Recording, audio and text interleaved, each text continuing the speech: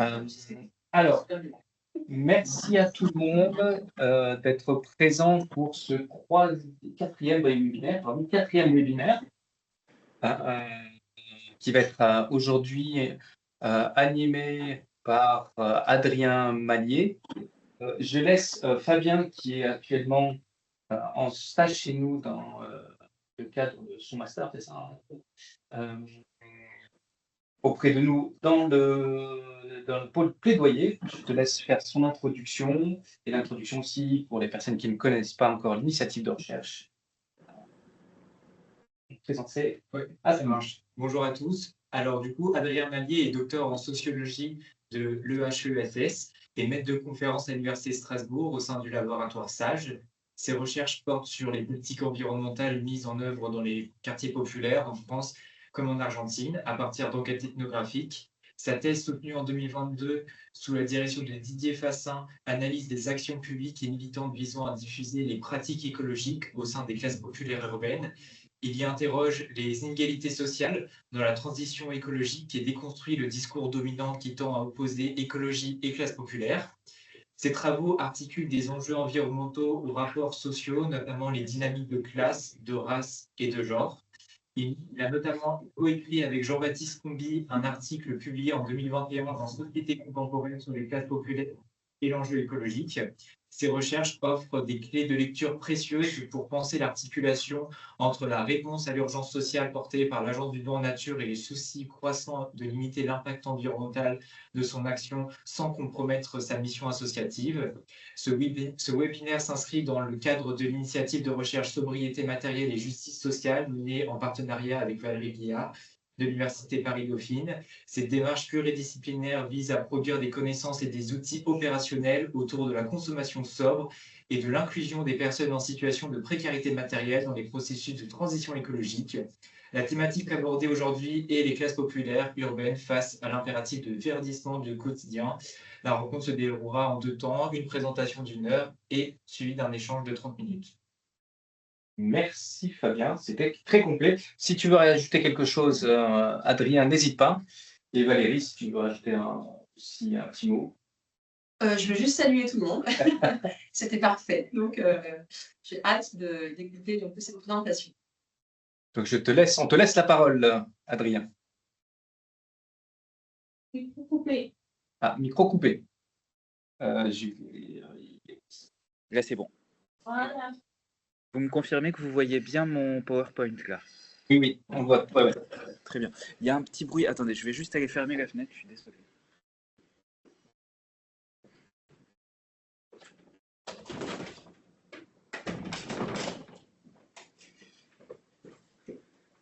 Voilà. Désolé pour ce faux départ. Donc, merci. D'abord, merci à Faudil et à toute l'équipe pour l'invitation.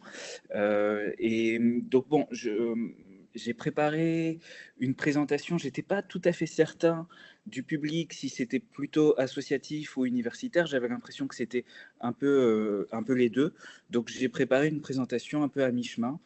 J'espère que ce sera intéressant et accessible pour tout le monde. Donc, merci pour la présentation. Effectivement, en fait, ce que je vais vous présenter aujourd'hui s'appuie sur la thèse de doctorat de sociologie que j'ai soutenue en 2022 à l'EHESS. Dans cette thèse, en fait, j'avais compilé en quelque sorte 3 enquêtes différentes. Une enquête sur des programmes d'accompagnement à l'adoption d'éco-gestes en résidence HLM, une enquête sur des groupes de militants écologistes du mouvement Alternatiba qui eux aussi se mobilisaient dans des banlieues populaires et ciblaient particulièrement les habitants des résidences HLM de leur ville, et aussi un 3e terrain assez différent en Argentine qui croisait les mêmes problématiques d'intervention autour des questions environnementales dans des quartiers populaires, mais à partir d'une autre perspective, une perspective de santé environnementale. Donc, je ne vais pas trop parler de ce 3e terrain aujourd'hui, je vais surtout vous parler des 2 premiers, mais si vous le souhaitez, pendant les questions, on pourra revenir sur cette enquête.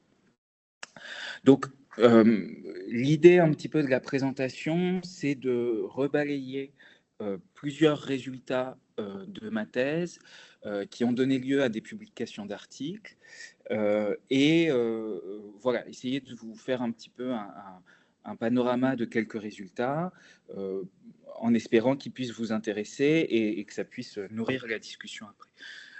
Donc, dans un premier temps, je vais plutôt commencer sur les programmes d'accompagnement à l'adoption d'éco-gestes pour vous montrer comment est-ce que ça s'est développé, au croisement de quelle dynamique et qu'est-ce que ça produit pour les habitants des résidences HLM ciblées.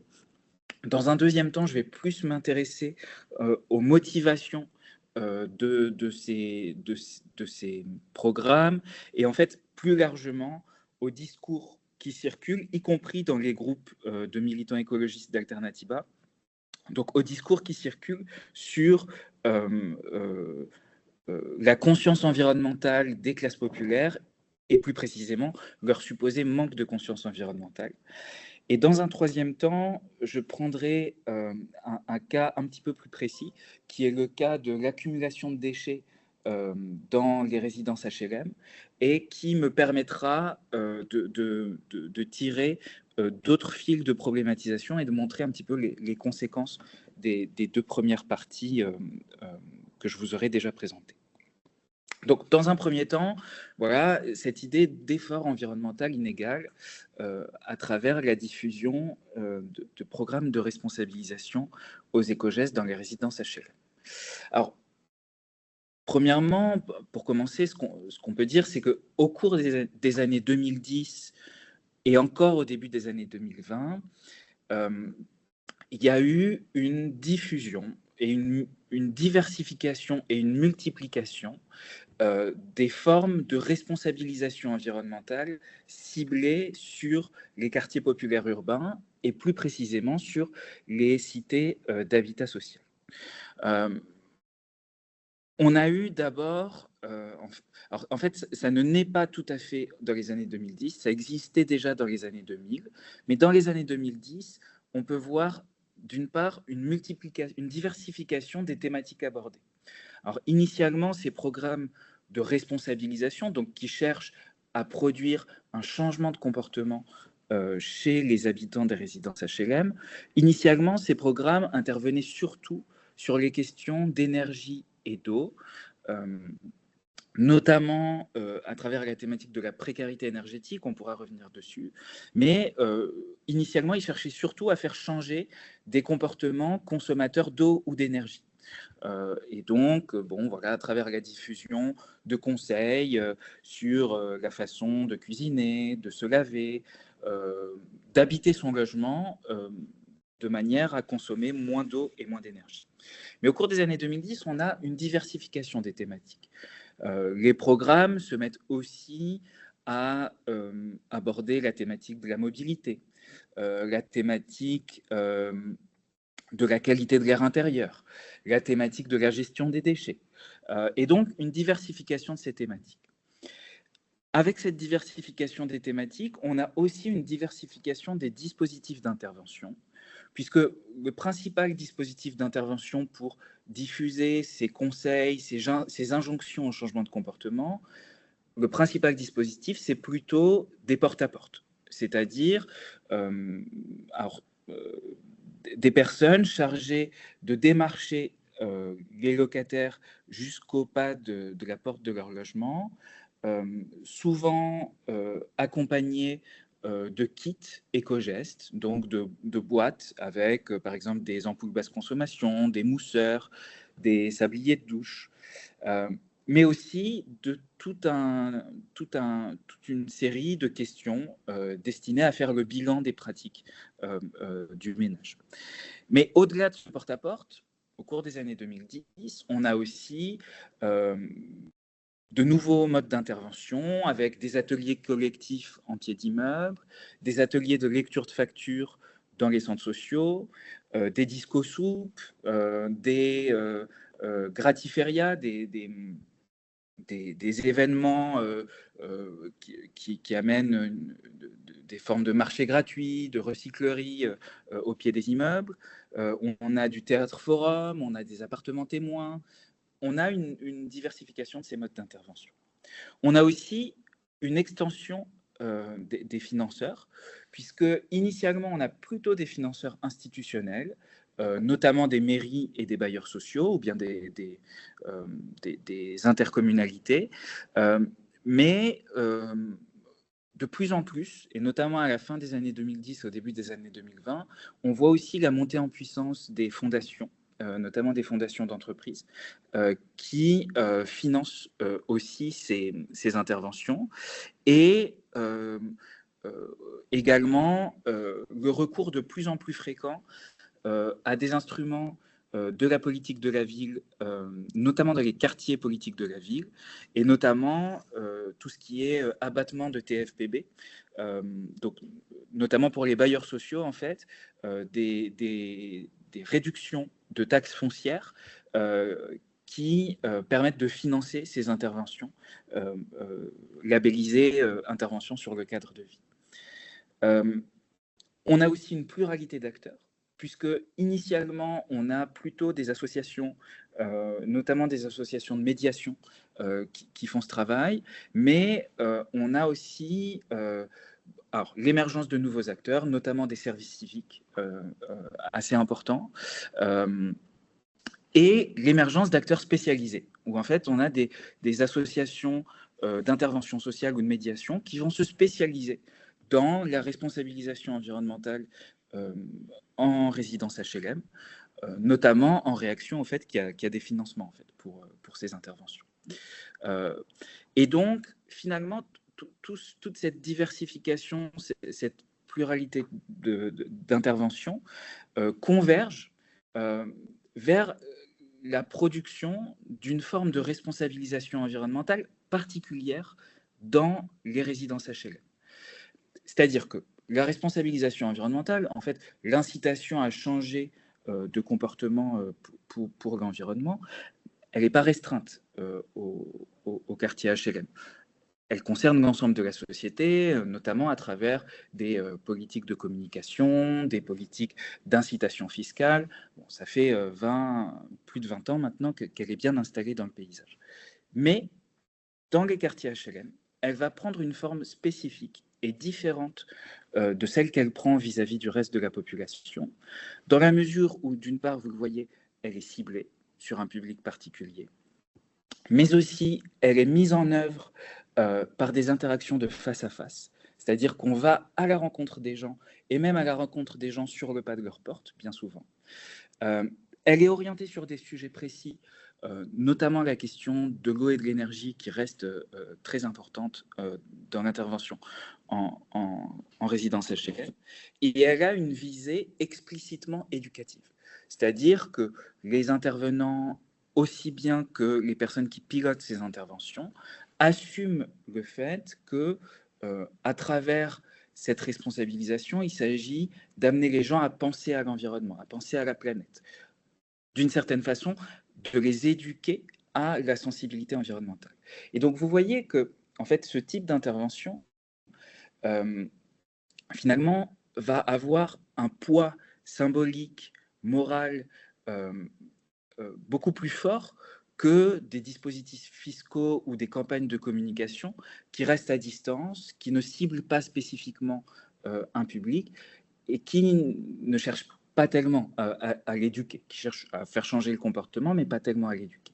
Et donc, c'est pour ça que je pense qu'on peut parler d'un effort environnemental inégal, dans le sens qui a été donné à ce terme par les sociologues Valérie Deldrève et Jacqueline Cando, c'est-à-dire qu'on a ici une politique environnementale qui a un coût plus fort pour les classes populaires que pour le reste de la population.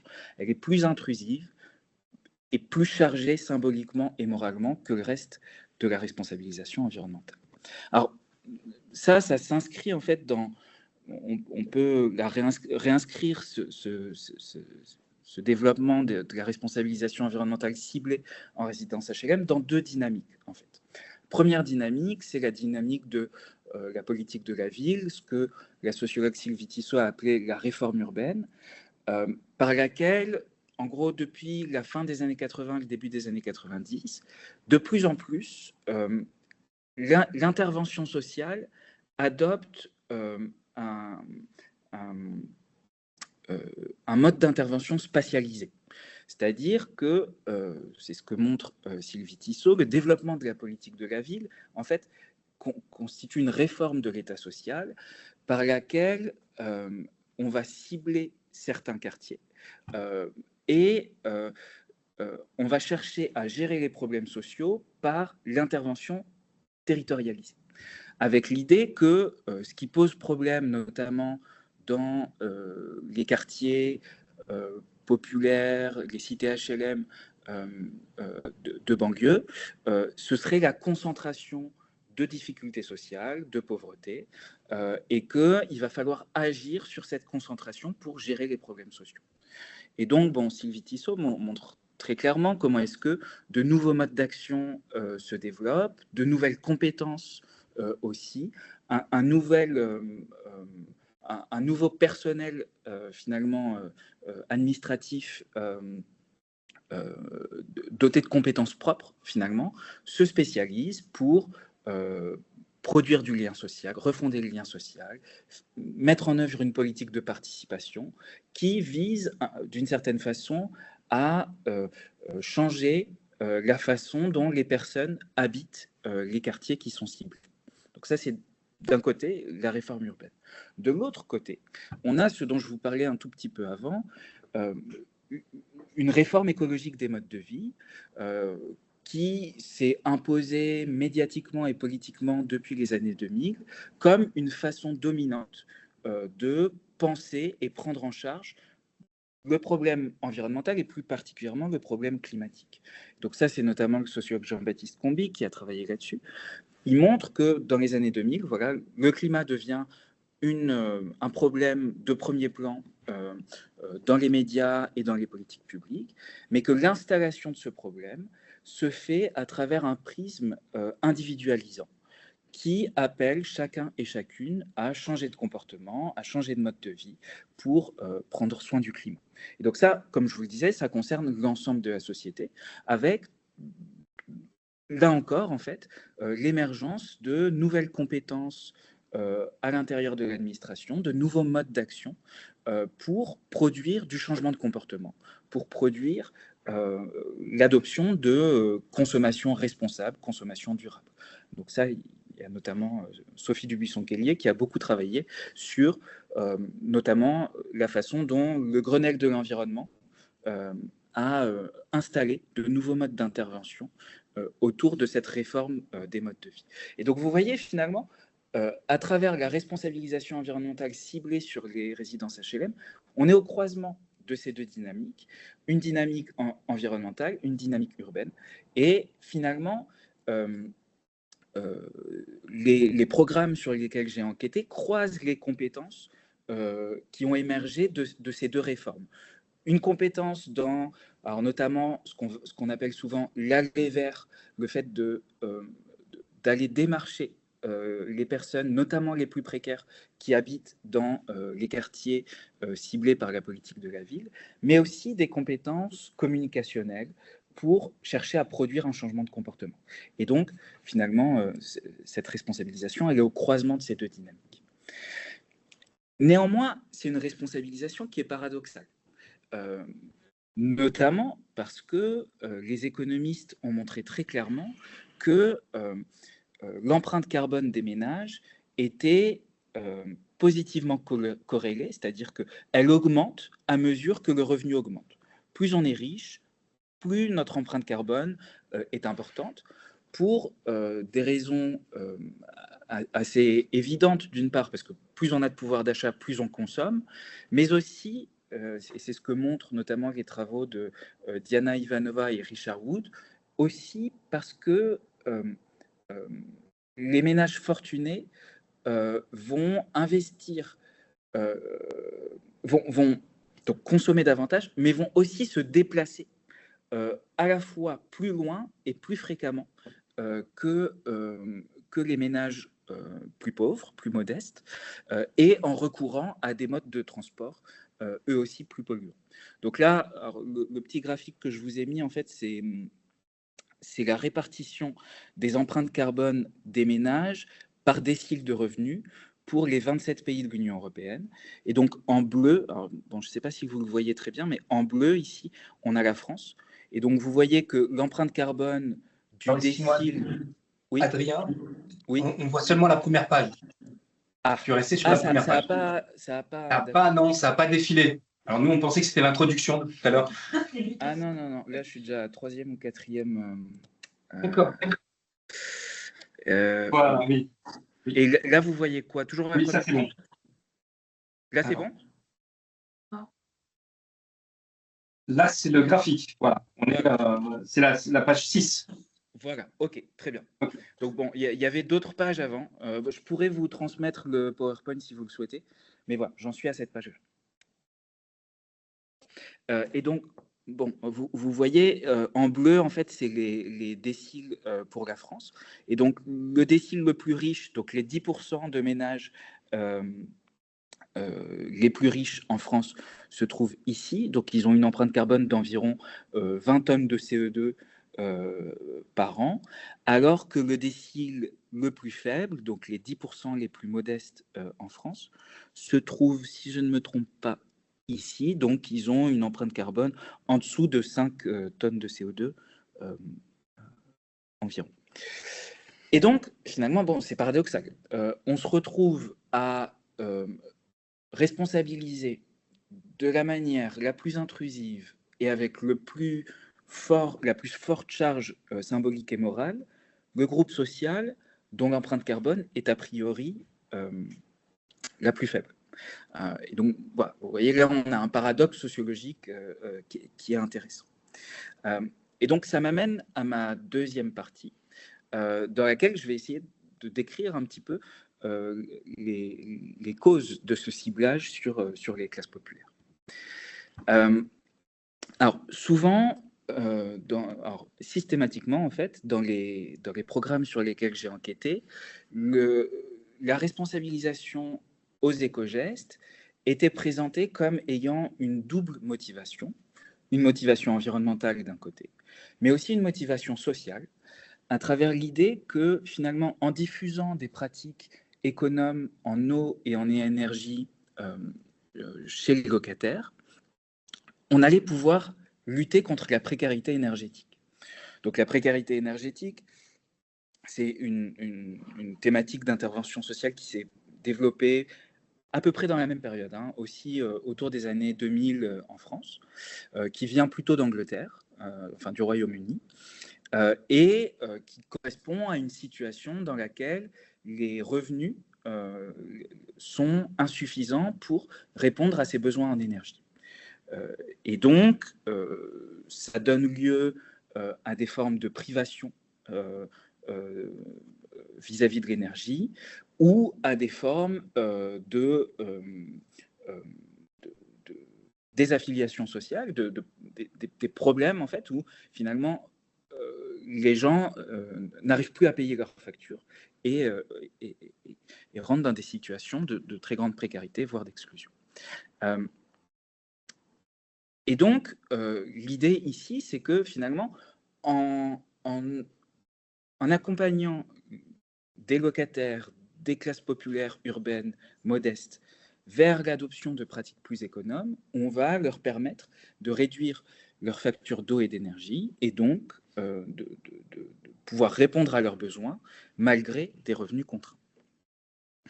Alors, le problème, c'est qu'en fait, dans les programmes sur lesquels j'ai enquêté, la responsabilisation était le seul mode d'action contre la précarité énergétique, et il n'était pas complété de manière un peu étonnante par une action sur l'accès aux droits, en fait, sur l'accompagnement vers l'accès aux tarifs sociaux de l'énergie, l'accès à des modes de prise en charge des dettes ou d'effacement des dettes qui existent et dont on sait pourtant qu'une des principales limitations, c'est le manque d'information des potentiels bénéficiaires. En gros, il y a un vrai problème d'accès aux droits aux tarifs sociaux de l'énergie et au mode de règlement des dettes énergétiques. Et les programmes qui se réclamaient de résoudre la précarité énergétique à travers la responsabilisation environnementale ne mentionnaient jamais ces aides, en fait. Et donc, finalement, j'en suis arrivé à la conclusion que ces programmes, en réalité, ne cherchaient pas tant que ça à résoudre le problème de la précarité énergétique. Ils mobilisaient cette thématique de la précarité énergétique surtout comme un argument de communication, comme un argument pour finalement intéresser alors, à la fois les financeurs institutionnels, mais aussi les locataires eux-mêmes. Et notamment, dans mes enquêtes, je retrouvais très fréquemment des discours, en particulier des personnes qui supervisaient les programmes en direction des médiateurs ou médiatrices sociales ou des jeunes en service civique qui, eux, faisaient le porte-à-porte, mettaient en œuvre la sensibilisation. Et donc, les superviseurs leur disaient très souvent, parlez au portefeuille, parler aux gens des économies monétaires qu'ils peuvent faire grâce à ces gestes, parce que c'est ça qui marche, c'est ça qui va les intéresser. Et donc, en fait, finalement, cette préoccupation sociale, c'était plus une accroche pour essayer d'intéresser les classes populaires à l'écologie. On cherchait en fait d'une certaine façon à économiciser le discours écologiste pour, pensait-on, convaincre plus facilement les ménages ciblés. Et donc ça, en fait, ça s'inscrit dans certaines représentations du lien qu'entretiennent les classes populaires avec les questions environnementales et avec l'écologie.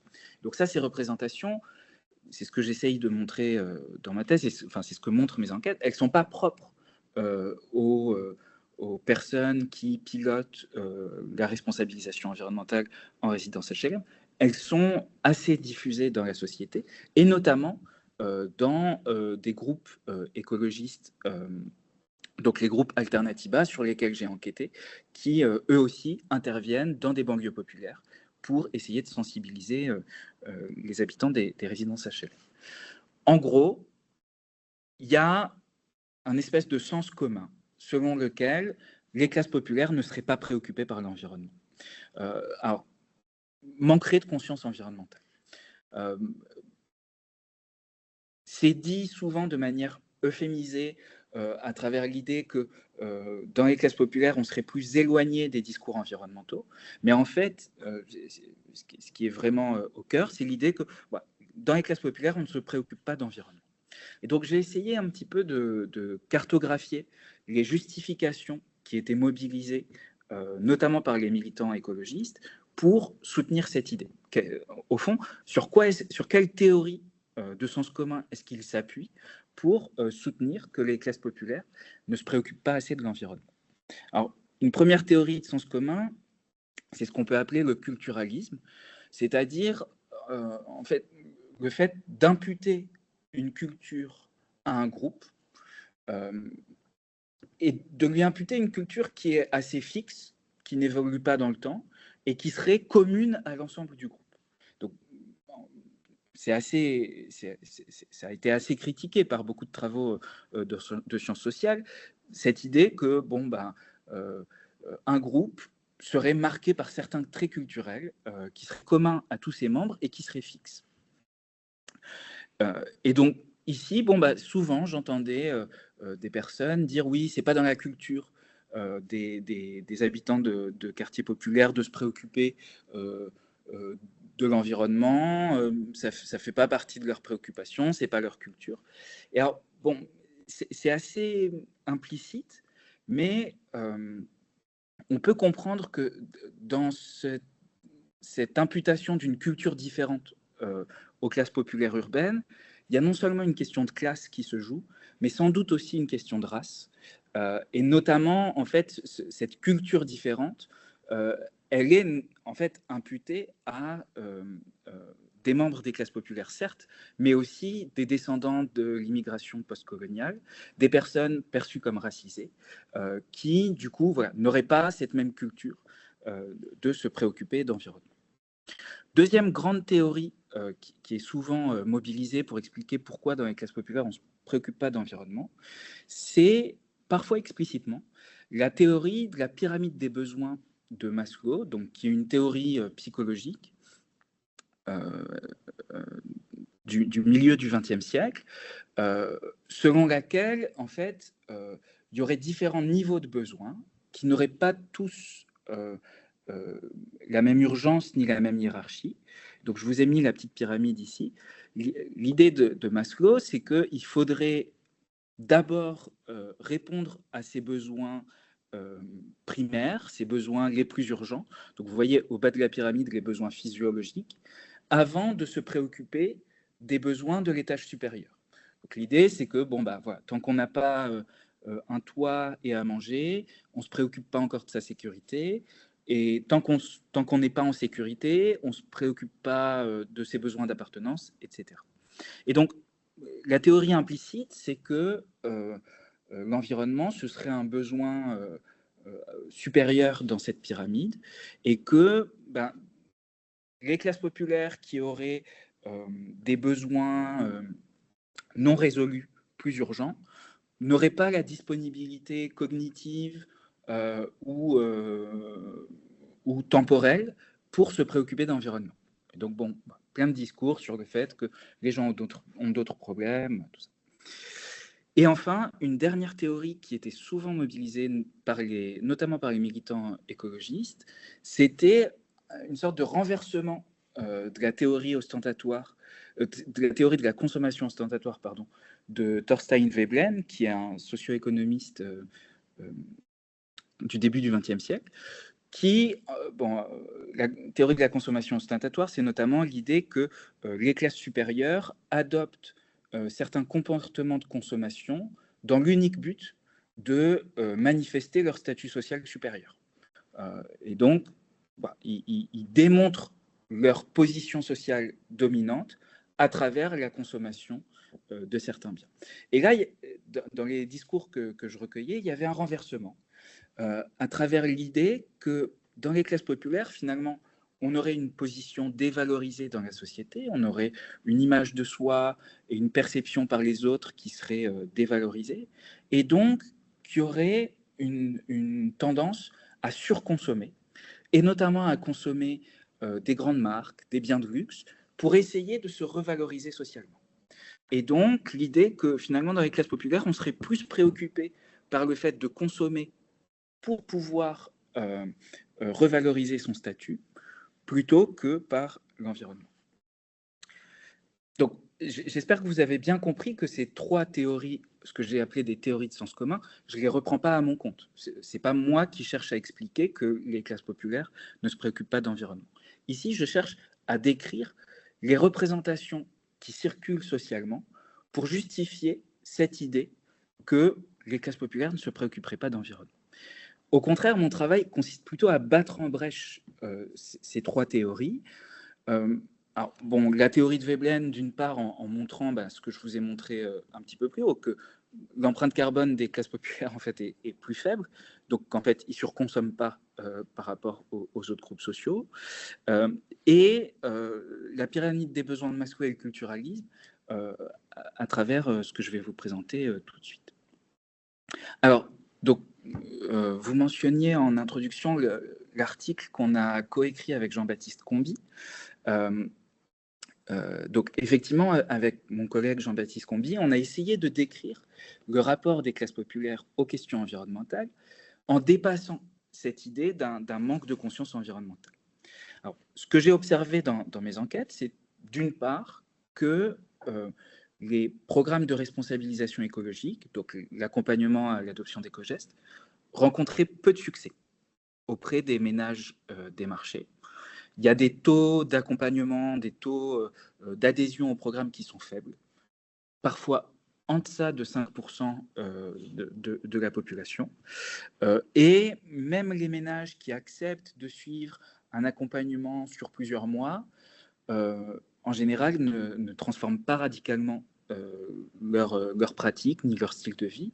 Donc, en fait, ces programmes n'arrivent pas vraiment à produire le changement de comportement espéré.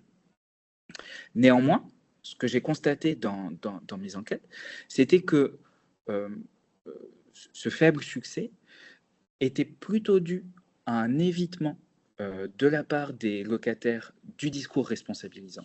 En gros, ils arrivent à le tenir à distance. Mais que cet évitement n'était pas motivé par un manque d'intérêt pour les questions environnementales. Qu'en gros, j'ai pas observé de discours climato-sceptiques.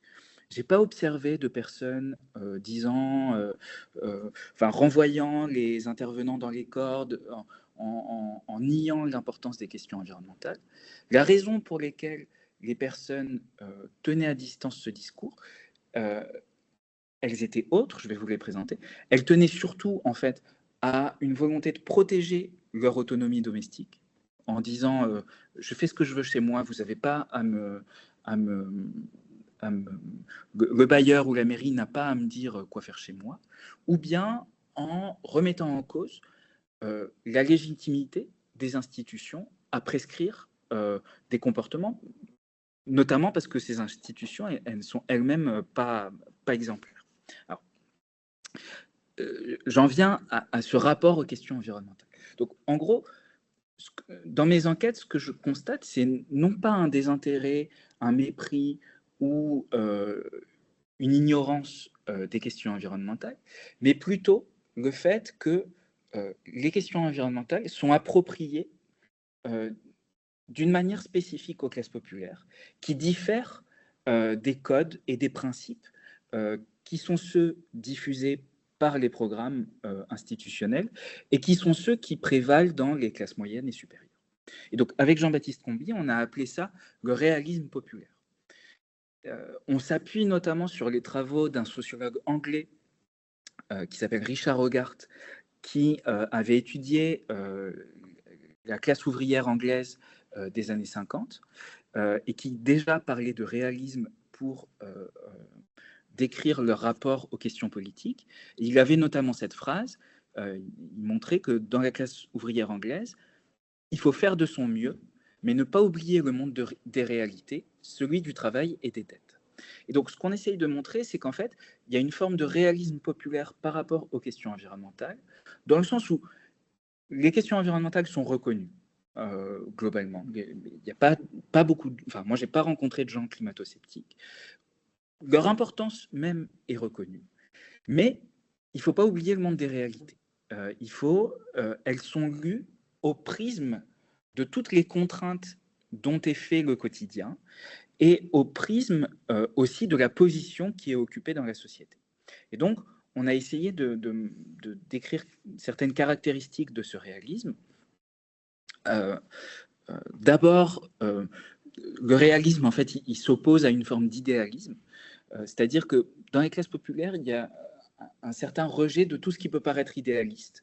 Donc, aussi bien les grands discours sur l'idée qu'il faut changer de rapport au monde, qu'il faut refonder la société, qui paraissent un peu idéalistes, qui paraissent éloignés de la réalité des choses et des choses concrètes.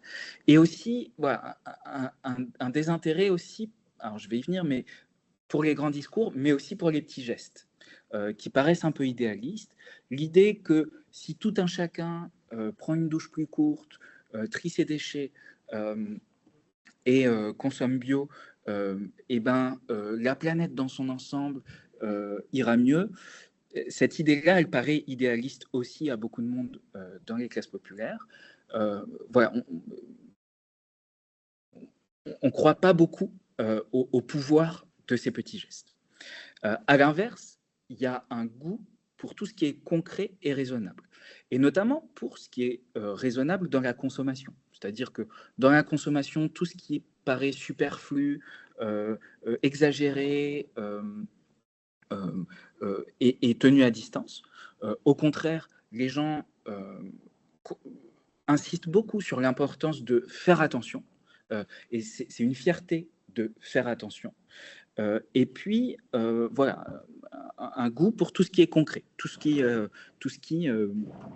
existe et peut être concrètement approcher, constater, on pourrait dire. De manière réaliste aussi, les ménages que j'ai rencontrés soulignaient que leur style de vie, leur quotidien est déjà très contraint. Il est contraint au travail, où, en fait, ça fait partie ça fait partie de la définition finalement des classes populaires, le fait d'occuper des emplois d'exécution, où on a peu d'autonomie au travail et où le travail est très encadré par des chefs et on exécute des tâches. Mais il est aussi contraint au domicile, par des contraintes économiques, par des contraintes familiales, organisationnelles, par tout un tas de contraintes. Et donc, les gens, notamment, assumaient, en fait, d'une certaine façon, l'inertie de leur style de vie. Assumer le fait que changer ses pratiques, c'est pas facile. Et que quand on a des habitudes, quand on a une routine qui permet de jongler avec toutes ces contraintes, rajouter une contrainte supplémentaire à travers l'écologisation du mode de vie, c'est non seulement pas facile, mais c'est aussi pas désirable. De manière réaliste aussi, et donc tout à l'heure je vous disais, il y a un doute vis-à-vis du pouvoir des petits gestes. De manière réaliste, il y a aussi l'idée que quand on occupe une position sociale modeste,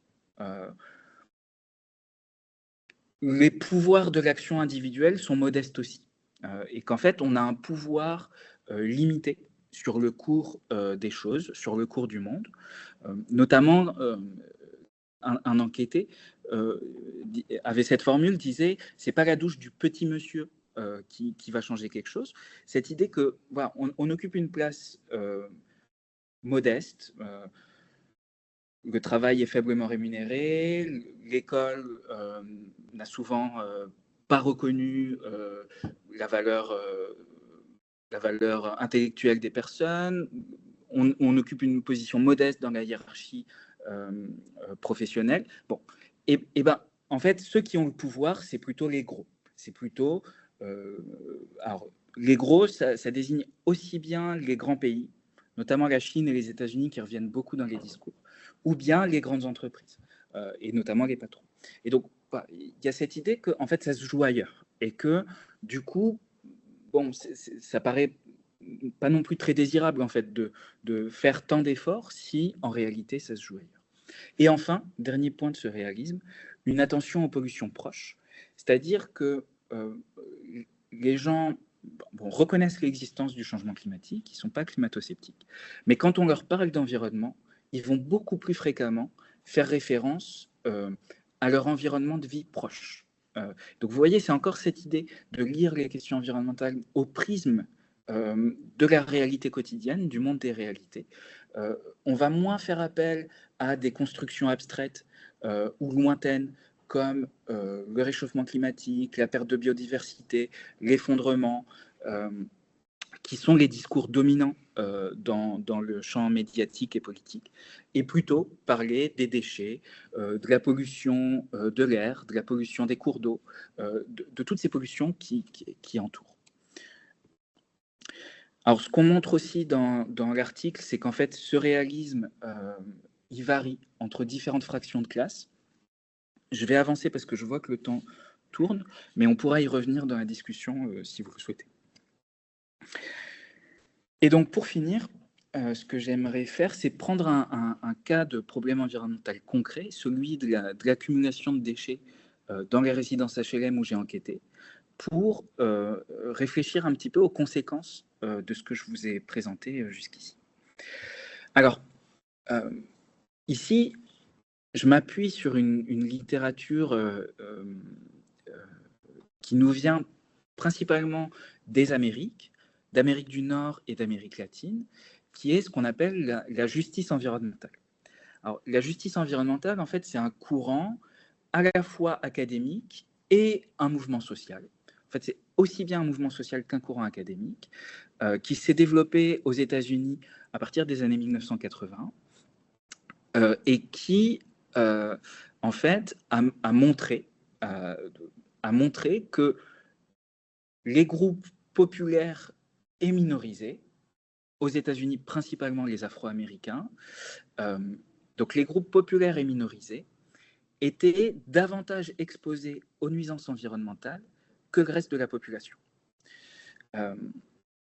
Et donc ça, c'est un résultat fort qui est démontré statistiquement, selon lequel l'exposition aux nuisances environnementales est inégalement répartie et pèse davantage sur les groupes les plus défavorisés socialement. Alors, ça, en fait, la mobilisation, à gauche, je vous ai mis une photographie d'une manifestation qui a lancé, enfin, qui a fait partie des manifestations qui ont lancé ce mouvement en Caroline du Nord, à Warren County, en 1982, où l'État avait choisi d'implanter un site d'enfouissement de déchets à proximité du lieu de vie d'une communauté afro-américaine, alors même que d'autres terrains étaient disponibles et que les Afro-Américains étaient en grande minorité, en fait, dans la Caroline du Nord et dans ce territoire en particulier. Et donc, bon, vous voyez certaines pancartes où, en fait, ce qui est dénoncé, c'est le choix des autorités d'exposer prioritairement les Afro-Américains à un site nocif pour leur santé, dont on sait qu'il est nocif pour leur santé. Et donc, le mouvement de la justice environnementale dénonce ce qu'il appelle le racisme environnemental, par lequel les autorités choisissent d'exposer prioritairement les communautés afro-américaines aux nuisances environnementales. Et donc, en 1987, donc ici, en fait, vous avez le révérend Ben Chavis, qui va être au cœur de cette mobilisation, qui va notamment, avec son organisation qui s'appelle la United Church of Christ, va compiler des données et produire en 1987 ce rapport que vous voyez dans la photo de droite, qui démontre statistiquement la surexposition des communautés afro-américaines à ces sites d'enfouissement. Et donc, bon, ils ont notamment cette formule en disant si vous voulez savoir où sont les sites d'enfouissement de déchets aux États-Unis, demandez-vous d'abord où vivent les Noirs. Et donc, voilà, qui dénonce cette inégale distribution des nuisances environnementales. Et donc, ce que je vous propose de faire, en fait, c'est de reprendre cette perspective de la justice environnementale pour lire le problème de la présence de déchets dans les résidences HLM. Alors, là où j'ai enquêté, donc ça, c'est des photos que j'ai prises, j'ai enquêté dans 3 résidences différentes de banlieue parisienne. Il y en avait notamment une où le problème des déchets était particulièrement vif et intense, à la fois avec des déchets dans les allées, au pied des immeubles qui s'accumulaient, mais aussi des déchets en entrée de résidence et en fait qui s'accumulaient, qui n'était pas, au fil des semaines, je constatais que c'était pas un épiphénomène, quoi. C'était structurellement rempli de déchets. Alors, vivre entouré de déchets, d'abord, en fait, ça nuit à la qualité de vie des locataires. Et les locataires s'en plaignent beaucoup, notamment. Leur discours montre que c'est un désagrément à la fois esthétique, c'est-à-dire que c'est moche et que ça sent mauvais. C'est un désagrément pratique, notamment plusieurs mères de famille mentionnaient le fait qu'elles ne pouvaient pas laisser les enfants jouer seuls ou sans être vraiment derrière eux en permanence, de peur qu'ils ne ramassent ces déchets, qu'ils ne se contaminent, qu'ils se coupent avec ces déchets. C'est un désagrément économique, en partie, parce que ça crée des charges, des surcharges de ramassage. C'est un désagrément moral. Plusieurs personnes ont exprimé le fait que c'était dégradant et qu'elles en avaient honte. Qu'elles avaient honte, par exemple, d'inviter des personnes chez elles et de leur faire traverser des allées remplies de déchets. Et c'est un désagrément symbolique, parce que, on va en reparler, mais ça présente les habitants de ces quartiers comme sales, comme incapables de maintenir leur environnement propre. Potentiellement, alors ça, je ne le retrouvais pas dans les discours des personnes sur lesquelles j'ai enquêté, mais potentiellement, c'était aussi un désagrément sanitaire, puisque ces déchets peuvent être source de maladies. D'une part, ils peuvent polluer les sols, notamment à travers les pigments, notamment les pigments des plastiques colorés. On sait que les plastiques colorés contiennent des métaux lourds, des pigments qui sont faits à base de métaux lourds. Et avec la pluie, il y a toutes les chances que ces métaux lourds s'infiltrent dans les sols. Ces déchets, ils sont aussi porteurs de poussière qui vont se diffuser dans l'air, donc ils peuvent polluer l'air. Ils peuvent aussi être des nids de bactéries, favoriser le développement d'animaux qu'on qualifie souvent de nuisibles, qui eux-mêmes peuvent être vecteurs de divers pathogènes.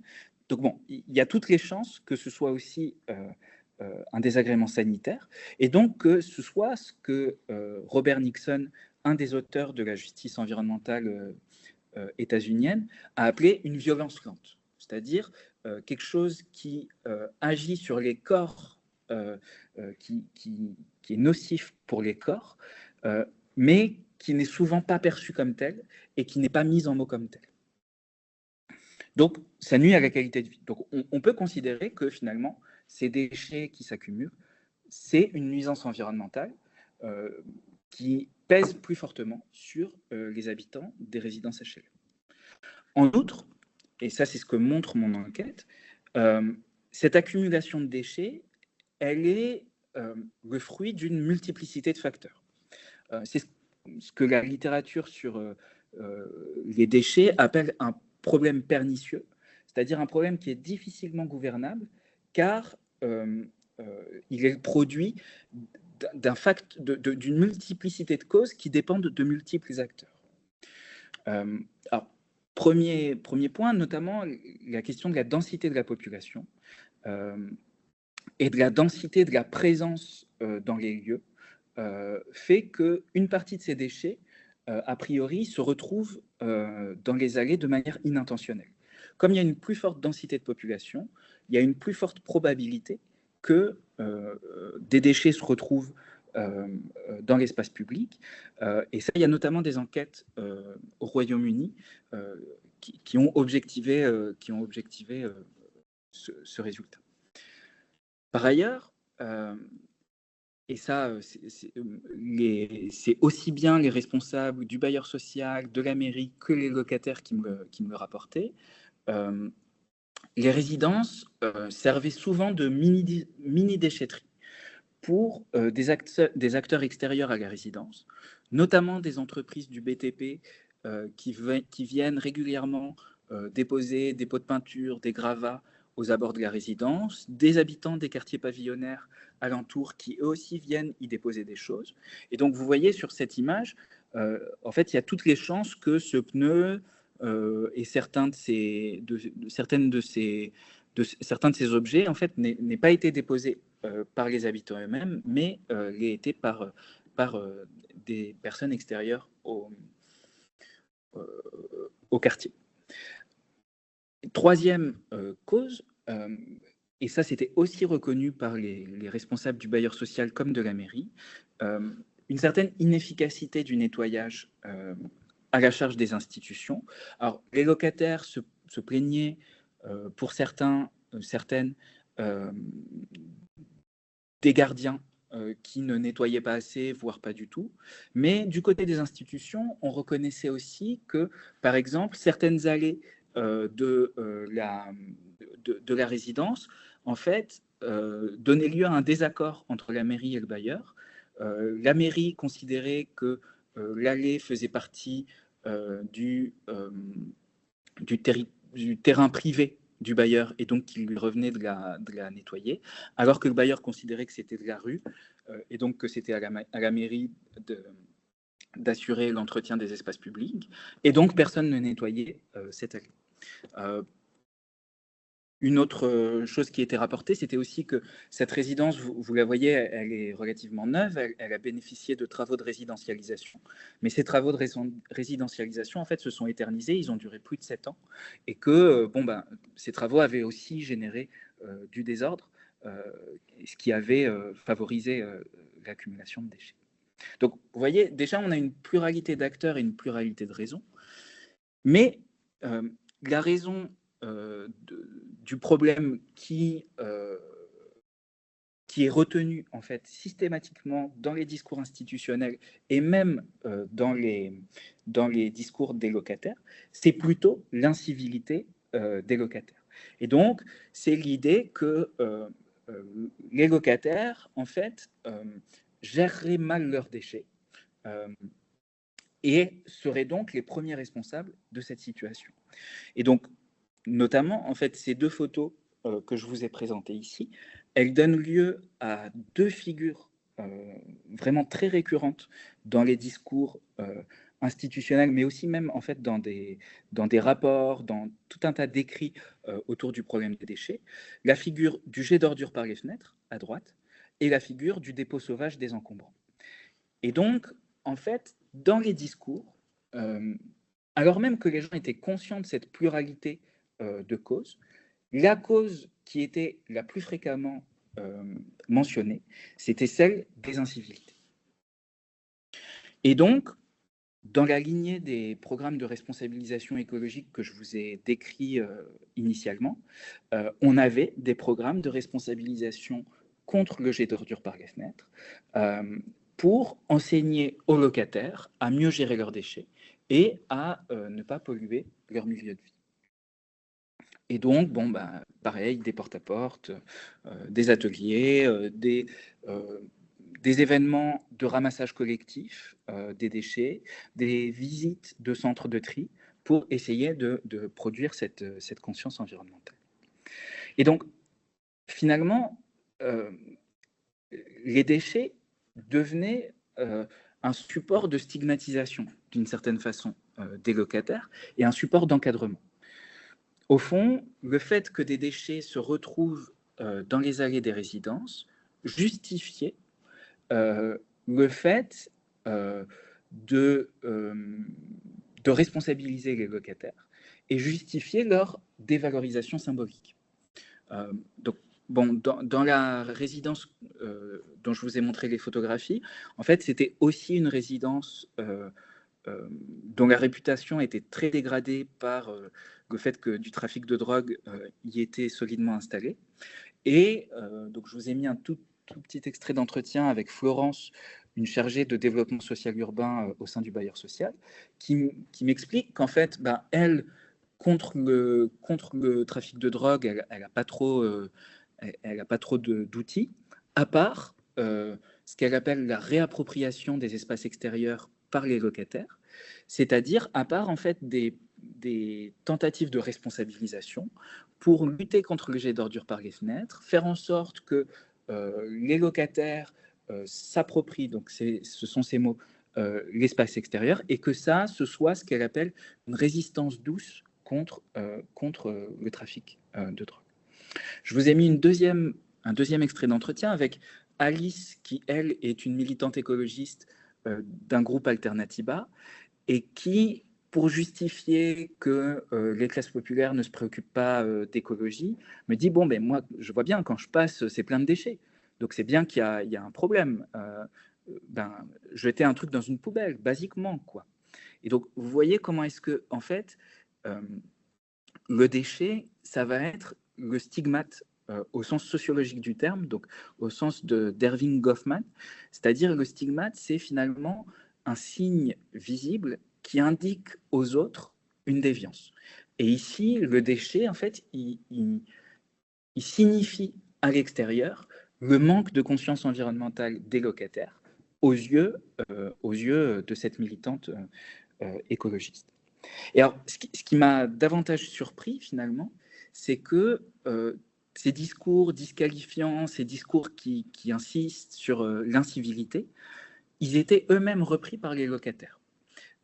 Et notamment, en fait, il y avait de très nombreux locataires, nombreux et nombreuses locataires, qui dénonçaient ceux qui s'en foutent, c'est-à-dire des membres du voisinage qui non seulement géreraient mal leurs déchets, mais aussi consommeraient trop d'eau, laisseraient la lumière allumée, en fait, ne respecteraient pas les normes de civilité environnementale. Et en particulier, en fait, ceux qui étaient visés par ces discours, c'était particulièrement les jeunes, donc les jeunes et les familles issues de l'immigration postcoloniale. Et donc, finalement, ça donnait lieu à des conflits à l'intérieur du voisinage, des conflits générationnels et fondés sur les appartenances ethno-raciales, où, en fait, certains locataires cherchent à se distinguer du voisinage et, en quelque sorte, à garder la face, comme dirait Goffman, à protéger leur image d'eux, en disant tout ça, c'est à cause des jeunes ou de ces familles issues de l'immigration postcoloniale. Et donc, finalement, j'en arrive à la conclusion, finalement, ce que je cherche à vous montrer, c'est comment est-ce que la disqualification des styles de vie populaires portés par les programmes de sensibilisation environnementale, donc le fait que ces programmes, en fait, supposent que les classes populaires manquent de conscience environnementale, mais aussi affirment que leur style de vie doit être réformé. Donc cette disqualification des styles de vie populaires, elle tend finalement à légitimer l'injustice environnementale. Elle tend à faire en sorte que la surexposition des habitants des résidences HLM à un milieu de vie dégradé n'apparaissent pas comme une situation inacceptable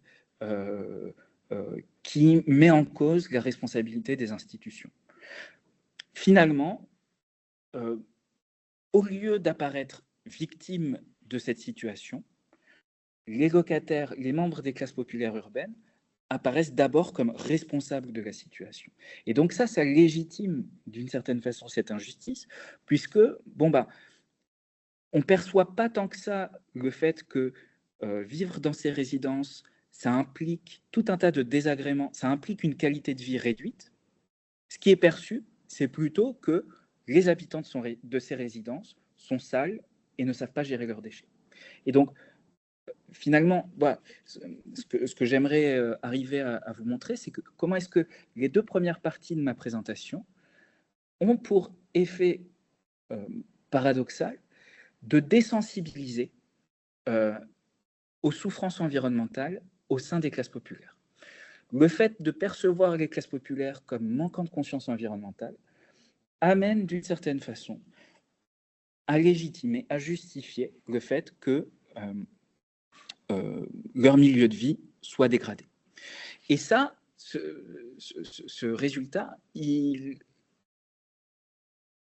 passe même dans les discours des classes populaires elles-mêmes. C'est-à-dire que quand les locataires parlent des déchets, c'est plus pour tenir à distance le stigmate et se démarquer de leurs voisins et voisines en dénonçant ceux qui s'en foutent, plutôt que pour présenter le fait de vivre dans ces résidences comme une injustice collectivement endurée. Plutôt que en gros, on cherche individuellement à se protéger du regard négatif, plutôt qu'à construire collectivement une dénonciation de l'exposition à cette situation. Donc voilà, dans des termes un peu plus sociologiques, c'est l'idée que la domination symbolique, d'une certaine façon, perpétue la domination matérielle, qu'elle empêche que l'accumulation de déchets dans les cités HLM ne soit construite comme un problème environnemental dont dépend la santé des humains et des non-humains, mais au contraire soit construit comme un problème d'incivilité, un problème appelant à de la responsabilisation, et pas une action sur la multiplicité des facteurs qui produisent ce problème. Donc voilà, j'espère que j'ai été à peu près clair. Je vous ai mis ici les différentes publications, les différents articles qui sont déjà parus, qui reprennent ces résultats et que je pourrais vous transmettre si vous le souhaitez. Donc je vous remercie pour votre attention. Merci beaucoup, Adrien. Valérie, alors là, c'est le temps encore un peu. Merci d'ailleurs d'avoir gardé le temps. Merci pour cet éclairage, en tout cas, sur les questions urbaines et problèmes environnementaux dans ces quartiers-là, et comment réagissent les classes populaires et comment elles sont perçues aussi vis-à-vis des institutions et comment elles réagissent ces institutions. On va passer à des questions. S'il y a des questions actuellement, Valérie, Fabien, n'hésitez pas à prendre la parole. Ceux qui sont en distance, juste levez la main, je vous donnerai la parole. Je vais bien commencer. Merci beaucoup pour votre présentation, très intéressante. Moi, je vais déjà commencer par un petit lot de questions, mais après, j'en aurai d'autres, mais je ne vais surtout pas mobiliser la parole. Moi, je voulais savoir comment les habitants ils accueillent le porte-à-porte. Est-ce qu'il y a quand même, s'il y a porte-à-porte, il y a quelque part, il doit y avoir aussi une lecture de « je suis intéressant » pour quelqu'un qui veut savoir ce que je fais. Donc, est-ce qu'il y a de l'indifférence, de la colère ou au contraire, pour une fois, une prise de considération d'autrui, même si ça peut être détourné, mais première réaction. Ça, c'est ma première question.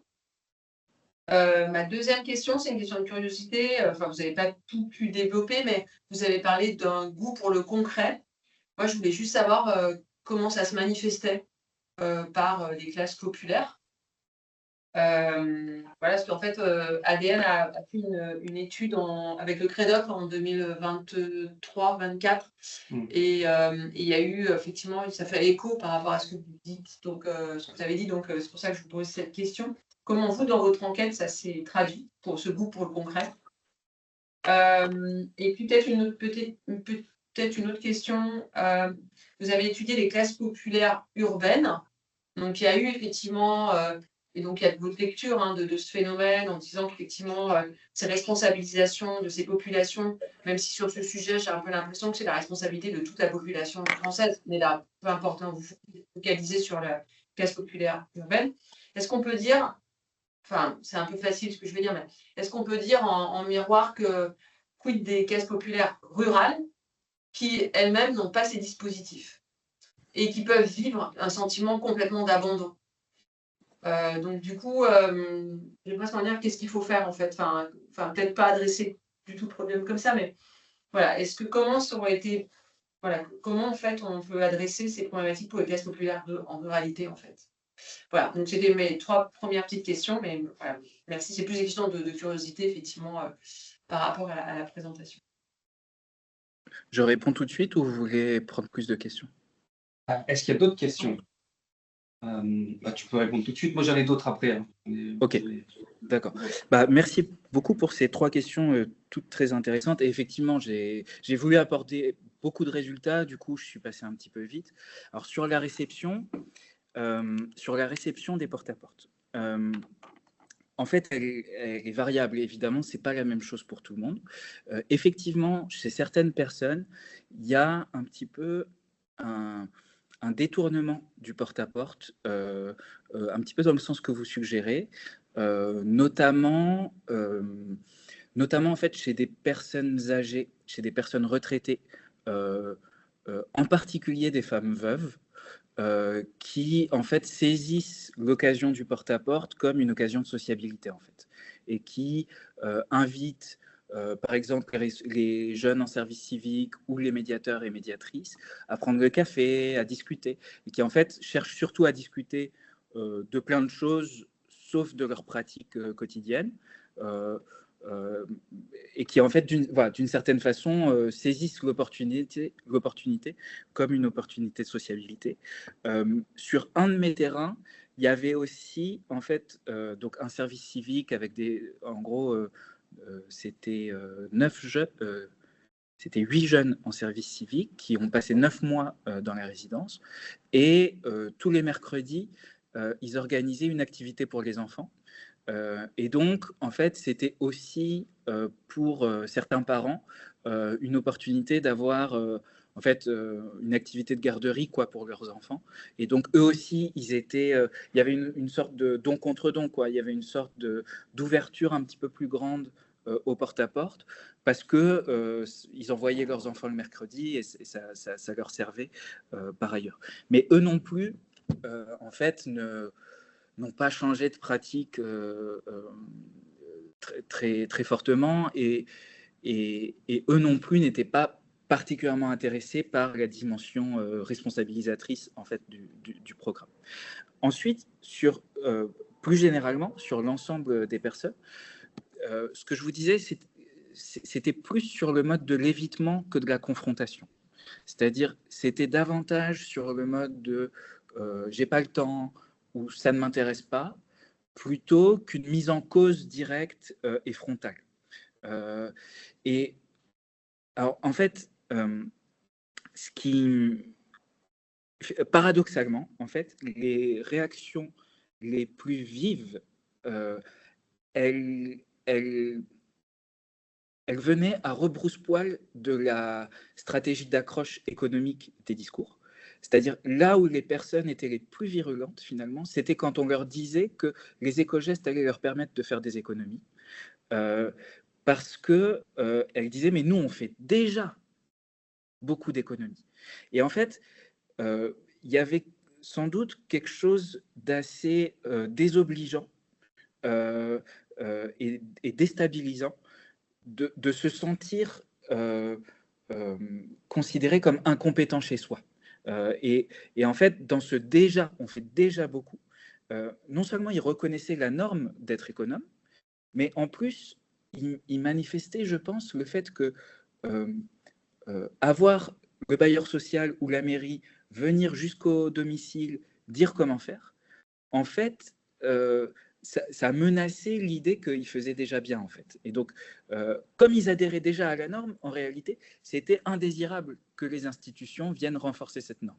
Je ne sais pas si c'est clair, mais voilà. Et donc, c'était ça, en fait.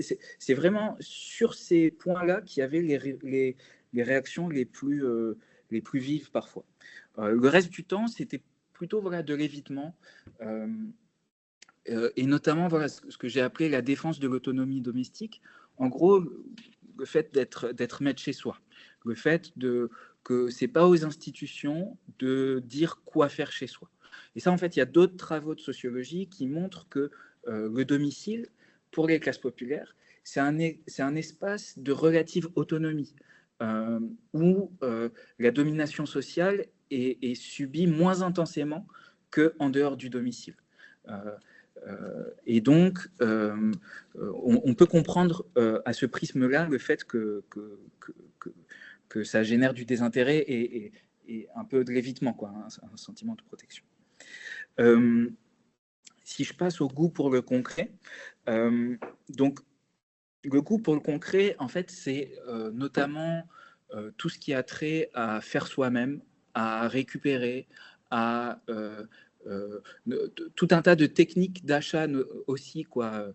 L'achat en gros, le fait de diviser les courses entre différents supermarchés où on va acheter certaines choses au hard discount, et quand on peut se le permettre, on va aussi aller dans des supermarchés un tout petit peu plus d'un tout petit peu meilleure qualité pour acheter certaines choses très précises. Enfin, tout un tas de techniques concrètes en fait sur la gestion du quotidien, la gestion de la consommation, où en fait il y a une certaine fierté de faire attention et une fierté d'être capable de bien gérer un stock de ressources contraint, en fait, de bien gérer, de tirer le maximum possible d'un stock de ressources contraint. En plus de ça, il y a tout un tas de techniques de débrouille, ce qu'on pourrait appeler de la débrouille, d'autoconsommation, de prêt, de solidarité, qui fait que, bon, bah, en fait, tout ça, ça pourrait être valorisé écologiquement. Ça pourrait... en fait, ça correspond à des pratiques qui réduisent la quantité de ressources qu'on consomme, mais les personnes que je rencontrais, en général, elles valorisaient plutôt l'aspect concret, l'aspect qu'on fait bien les choses, et pas tellement l'aspect écologique. Et donc, voilà, tout un tas de pratiques qui pourraient être distinctives écologiquement, en fait, étaient plutôt valorisées sur un aspect pratique plutôt qu'écologique. J'espère que c'est clair dit comme ça. Et enfin, sur les classes populaires rurales, alors effectivement, moi, je n'ai pas travaillé en milieu rural, et effectivement, il n'y a pas ou très peu de dispositifs similaires. Il y a eu quelques essais de faire, par les mêmes acteurs que ceux que j'ai suivis, en fait, de faire quelques interventions en milieu rural, mais je ne crois pas que ça ait beaucoup pris. En tout cas, quantitativement, c'est beaucoup plus marginal. Sur les classes populaires rurales et l'écologie, il y a une autre docteure qui s'appelle Fanny Hugues, que vous connaissez peut-être, qui a fait sa thèse sur les classes populaires rurales et l'écologie, et qui parle beaucoup de débrouille aussi. Donc Fanny Hugues. Et récemment, là, au début de l'année, il y a la Fondation de l'écologie politique qui a publié un rapport sur écologie et classes populaires rurales, où Fanny Hugues intervient. Il y a aussi Benoît Coquart. Enfin, il y a des choses très intéressantes dans ce rapport. Donc voilà, je ne peux pas vraiment en parler parce que je n'ai pas fait d'enquête dessus, mais je peux vous renvoyer vers ça. Merci. Merci, Adrien. Est-ce qu'il y a d'autres questions? Donc, je peux peut-être une question ou deux. Moi, je m'intéresse à deux choses. La première, c'est comment a été perçue cette intrusion par l'administration et par les bailleurs dans leur domaine et dans leur quotidien des classes populaires. Est-ce qu'ils ont le sentiment, alors pourquoi je dis ça, hein, c'est parce que est-ce qu'ils ont le sentiment qu'il y a cette domination, cette oppression de cette administration? Je dis ça parce qu'à un moment donné, tu as parlé de théâtre forum dans les activités qui avaient été mises en place. Alors j'imagine que si cette technique a été utilisée, c'est que il y a on va dire des mécanismes d'oppression qui sont révélés ou qui sont mis en avant, etc. Ça, c'est la première des choses. La deuxième, je voulais revenir sur l'aspect culturel. Tu as évoqué le culturalisme, donc l'identification, prisme culturel des institutions sur les classes populaires et une sorte de généralisation. Et ensuite, au sein des classes populaires, essayer de se distinguer entre elles en fonction on va dire, des bons points qu'on peut leur donner et de statut social qu'elles aimeraient acquérir en fonction de l'image qu'on pourrait avoir d'eux. À ce niveau-là, cet aspect culturel, est-ce que toi, tu l'as ressenti autrement de cet aspect, on va dire, de prisme institutionnel? Eux, en tout cas les personnes qui ont été interrogées, est-ce qu'ils ont mis en avant cet esprit de culture? Est-ce qu'ils ont parlé de leur expérience identitaire, on va dire, pour les primo-accédants, aux primo-immigrants, etc., ou fils d'immigrés, ou etc., etc., ou même générationnels, ou même de genre, on va dire. Il y a aussi différentes typologies, on va dire, culturelles, dans lesquelles on peut s'inscrire. Et est-ce que tu as vu ça? Et est-ce que ça a émergé, en tout cas, dans leur conscience des pratiques quotidiennes? Je ne sais pas si j'ai été clair. Si. Alors, le théâtre forum, moi, je n'ai pas assisté à des théâtres forums autour de ça. Je sais qu'il y en a qui sont organisés, mais dans mon enquête, je n'ai pas vu de théâtre forum, donc je ne peux pas vraiment répondre à ça. Disons, les réactions à cette intrusion, en fait, l'intrusion, en fait, elle est à nuancer d'une certaine façon, elle est limitée, parce que la capacité à éviter, en fait, à dire non, je ne suis pas intéressé, elle limite l'intrusion d'une certaine façon. En fait, et c'est aussi un résultat, en fait, c'est que les gens ont les ressources pour tenir à distance le discours responsabilisant. Finalement, on pourrait imaginer que ce discours arrive à transformer leurs pratiques, à pénétrer leur domicile. En réalité, il a du mal à réellement pénétrer leur domicile. Donc, finalement, voilà, il faut quand même relativiser l'intrusion. Mais si je parle d'intrusion, c'est en partie parce que les gens, beaucoup de personnes disaient, mais c'est pas au bailleur de nous dire quoi faire chez nous. Et d'ailleurs, le bailleur lui-même n'est pas exemplaire. Il laisse les lumières allumées dans le hall toute la nuit, il arrose quand il pleut. Donc, qui commence par montrer l'exemple, et ensuite on discute, quoi. Mais, et donc, voilà, il y avait cette volonté, il y a cette volonté, je pense, de maintenir son autonomie et de tenir à distance ce discours. Se protéger.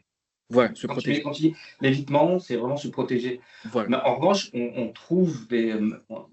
alors, il y a aussi le porte-à-porte, il y a les discussions, mais il y a aussi la télé qui vient.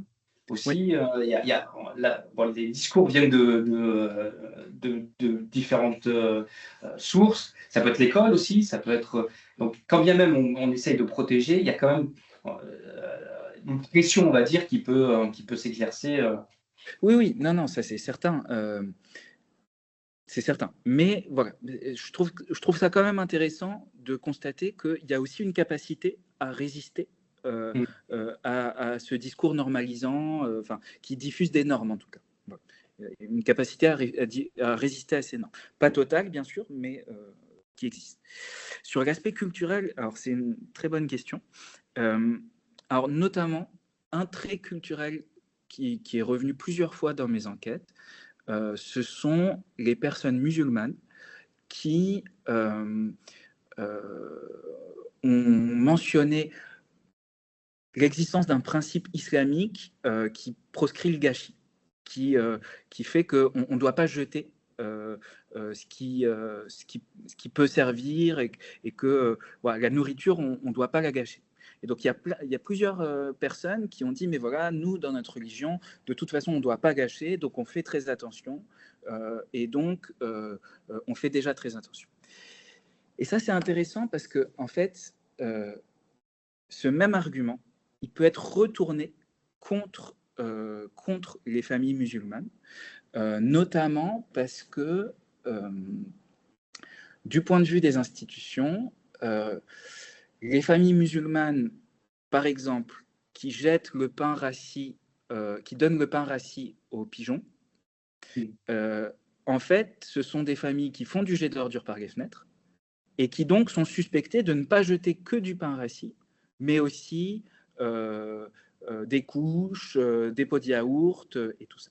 Et donc, en fait, ce qui, de leur point de vue, correspond plutôt à un souci écologique d'éviter du gaspillage et tout ça, dans certains discours des responsables institutionnels, était retourné en un motif d'incivilité. Et donc, voilà, j'ai un extrait d'entretien où il y a une dame qui est médiatrice spécialisée dans l'intervention et qui me dit ah oui, les musulmans, on retrouve des épaules de mouton, on retrouve du couscous dehors, on retrouve... Et donc, avec plein de clichés culturalistes, voire racistes, en fait, pour justifier pourquoi ce principe islamique serait responsable des incivilités et du jet d'ordures par les fenêtres. Et vraiment, en fait, sur la question des déchets, c'est là où j'ai retrouvé les discours les plus culturalistes et les plus ouvertement racistes, quoi, en fait. C'est vraiment sur la question des déchets. Il y a du culturalisme sur la consommation responsable, le manque de culture, d'acheter bio, tout ça. Mais c'est vraiment sur la capacité à bien gérer ses déchets, à les gérer selon les attentes des institutions, que j'ai trouvé les discours les plus racistes. Et enfin, juste pour finir, vous avez mentionné le genre. En fait, j'en ai pas du tout parlé dans la présentation, c'est un manque. Mais en fait, il faudrait aussi penser à travers la question du genre, parce qu'en fait, cette responsabilisation environnementale, elle porte principalement sur des pratiques domestiques qui sont conçues comme des pratiques féminines. Et donc, en réalité, l'effort environnemental inégal, le fait qu'on cible davantage une partie de la population, c'est les classes populaires urbaines, mais à l'intérieur des classes populaires urbaines, c'est les femmes de classes populaires urbaines qui sont davantage ciblées par les programmes d'accompagnement. Et donc voilà, enfin, ça c'est aussi quelque chose que je voulais juste mentionner, j'ai pas eu le temps de le faire dans la présentation. Merci beaucoup, Adrien, pour ces réponses éclairantes. Est-ce que dans les personnes qui écoutent, est-ce qu'elles ont des questions? Je n'ai pas vu de main levée, en tout cas. Non. Dans la salle, très bien. Valérie, Laure, Sarah. Bon, ben, très bien. Alors, j'ai peut-être une dernière question aussi. C'est vraiment la dernière. Il y a une chose qui m'a interpellé dans ta présentation, c'est l'économie d'énergie et cette problématique du chauffage collectif. Je pense que c'est, je ne sais pas, hein, mais j'ai l'impression que c'est quelque chose d'assez prégnant dans le quotidien des personnes. Se sentir obligé, surtout avec ces restrictions, on va dire cette baisse des températures qui a été demandée par les pouvoirs publics, etc. J'ai l'impression que ça a été ressenti par les personnes qui sont obligées de subir ça de manière assez violente. Je ne sais pas, j'ai peut-être quelques expériences à droite à gauche où le discours des personnes dit mais moi j'ai déjà froid chez moi, on me baisse mon chauffage, j'ai encore beaucoup plus froid, je peux pas même pas gérer comme je veux, ça m'infantilise, etc., etc. Comment toi tu l'as vu aussi Oui, alors du coup j'ai oublié de le mentionner à l'oral, mais c'était dans le PowerPoint effectivement. En fait, un des paradoxes du discours sur la précarité énergétique, c'est que dans les grands ensembles, en fait, les personnes n'ont pas le choix de leur température de chauffage. Donc en fait, elles ne peuvent pas se priver de consommation énergétique parce qu'elles n'ont pas assez de revenus. Donc en fait, la précarité énergétique, elle se pose différemment dans ces grands ensembles que dans le parc privé, en fait, et notamment dans le parc privé dégradé. Et en fait, les programmes de responsabilisation, ils ciblent surtout des grands ensembles parce qu'ils ciblent des quartiers qui ont une certaine masse de logements pour que pour que ça ait du sens en fait de faire le porte-à-porte. On ne va pas faire du porte-à-porte sur 5 logements éparpillés à droite à gauche. Et effectivement, alors les gens se plaignaient parfois du chauffage, dans un sens ou dans l'autre d'ailleurs. Certains se plaignaient que c'est trop chaud, d'autres que c'est trop froid. Souvent, ça dépend de l'étage, parce qu'en fait, ça dépend de la puissance de la chaudière. Et quand on est proche de la chaudière, en fait, il fait très chaud. Quand on en est loin, il fait froid. Mais il se plaignait surtout, voilà, de situations où en fait, ils n'avaient pas la capacité de faire un choix. Et donc c'est pour ça que c'est paradoxal de parler de précarité énergétique, parce que la précarité énergétique, elle est souvent liée au choix de moins se chauffer parce qu'on n'a pas d'argent. Donc là, dans les grands ensembles, on ne peut pas faire ce choix. Et alors, sur la question des baisses de température, alors pour être très honnête, moi, mes enquêtes, elles commencent à dater en fait. Mon enquête de terrain, je l'ai finie avant le Covid, donc c'était avant la guerre en Ukraine, avant la flambée des prix de l'énergie. Donc je ne suis pas capable de dire comment est-ce que 2022-2023 a été reçu parce que j'ai pas fait de terrain dessus. Mais ce que je peux vous dire, c'est que notamment dans mon souvenir, donc, parce qu'en fait, parmi les conseils, parmi les éco-gestes prescrits, baisser à 19 degrés, c'était un éco-geste. Et c'était notamment les personnes âgées, en fait, qui disaient mais nous, on reste toute la journée à la maison, souvent assis. En fait, on est peu mobile. Et donc, 19 degrés, c'est trop froid. En fait, 19 degrés, ça a du sens quand on est actif chez soi. Et donc, c'était un des arguments qui était mobilisé pour remettre en cause ça. Mais je ne suis pas capable de dire comment est-ce que 2022-2023 a impacté. Merci Adrien, merci beaucoup. Je pense que c'était pour nous, pour moi, hein, c'était très, très, très instructif. Je laisse peut-être, Valérie, tu veux dire un dernier mot ou ça... Non, merci. Enfin, un dernier mot, oui. Merci beaucoup. Merci pour votre présentation. C'est vrai qu'il y a beaucoup de choses sur lesquelles on peut rebondir. Avec quand même la question, moi, que je me pose tout le temps, mais ce n'est pas une question, mais il y a des choses aussi qui rentrent en écho avec les classes plus supérieures que les classes populaires. Et c'est vrai qu'il voilà, y a des discours effectivement qu'on retrouve aussi sur les classes un peu plus supérieures. Ce serait vraiment intéressant d'essayer de voir la spécificité et pourquoi en fait, des fois il y a un glissement, je trouve. Oui, comme les pratiques concrètes, ce que vous avez mentionné, on les retrouve aussi dans les classes supérieures, voire les classes, alors, je ne vais pas dire bobo parce que ce n'est pas du tout un terme scientifique, etc. Mais il y a des choses qu'on retrouve, donc c'est ça qui est assez parfois pas curieux, mais je sais pas, parfois on pourrait dire, tiens, c'est comme s'il y avait une espèce de semblant d'horizontalisation de 2-3 gestes dans les classes sociales. Mais évidemment, on n'est pas du tout encore là, malheureusement. Mais, ouais. Donc voilà, donc c'est juste, il y a des choses que j'ai notées, je me suis dit, tiens, c'est drôle parce que c'est voilà, des choses qu'on peut retrouver aussi dans d'autres classes sociales. Voilà, mais bon, est-ce que c'est du hasard ou pas du hasard, mais ce serait intéressant vraiment parfois de mettre à juxtaposer ces différents niveaux de classe sociale et les pratiques et les discours, bien sûr, par rapport à cela. Mais merci, en tout cas. Ouais, c'est super intéressant, bien entendu, comme enquête. Et votre enquête sur l'Argentine doit être aussi intéressante. On n'a pas le temps, mais ça doit être aussi intéressant. Une autre fois. Une autre fois. En tout cas, oui, merci d'avoir pris le temps. J'étais très, très, très occupé. Mais on a pu finalement en tout cas, organiser ce webinaire. Et on reste en contact, puisqu'on avait dit qu'on t'enverrait certains éléments. Je pense que tu avais reçu, je crois, l'étude du CREDOC, etc. Oui. Mais sur l'initiative de recherche, on prendra contact avec Valérie, etc., pour discuter justement de l'évolution de cette initiative de recherche qui nous tient beaucoup à cœur. Merci beaucoup. Merci à vous. Et à très bientôt. Merci, au revoir. Au revoir.